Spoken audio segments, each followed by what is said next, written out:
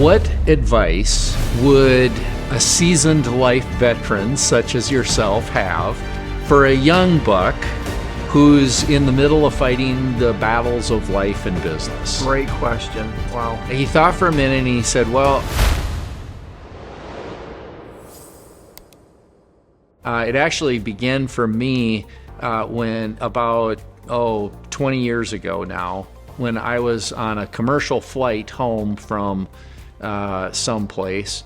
And generally when I'm flying, I'm not looking for a friend. I'm not looking for a relationship. Put your headphones on. Don't talk to me. Put the headphones on. And this is my tray table. We were descending down into Minneapolis, and I took off my headset and I engaged with the person that we were talking with. And I had actually, this is kind of an important part of the story because I had gotten an upgrade because I was flying a lot. So I was in first class, and I was sitting next to an older gentleman, likely retired.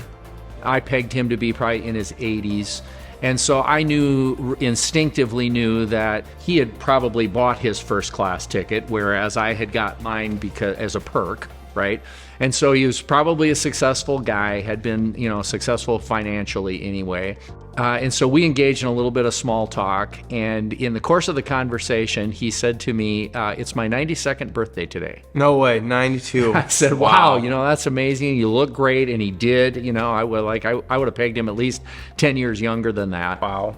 So I asked him this question. I'm not sure where it came from, but I said to him, what advice would a seasoned life veteran such as yourself have for a young buck who's in the middle of fighting the battles of life and business? Great question. Wow. And he thought for a minute and he said, I lived my life 15 minutes ahead. I said, what do you mean? And he said, well, when I was driving into work in the morning, I was thinking about what I had to do when I got there. Oh, yep. And he said, when I went out to lunch with somebody, I was thinking about what I had to do when I got back. Or when I went to my kids' baseball games, I was thinking about the project I had to work on when I got home. He finished by saying, I lived my life 15 minutes ahead. If I could do it all over again, I'd be more present in the moment. Wow. Say it one more time for our viewers. Let's just let that sink in for a second here. I mean, I'm just in this moment. It's like, wow, 15 minutes ahead. I mean, do you guys ever feel that way? Right? I mean, living your life 15 minutes ahead. One more time, just. I lived my life 15 minutes ahead. If I could do it all over again, I'd be more present in the moment. Wow.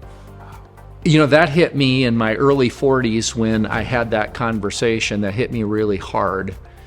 Because I had self-reflection. I'd been living my life 15 minutes ahead, my whole life 15 minutes ahead.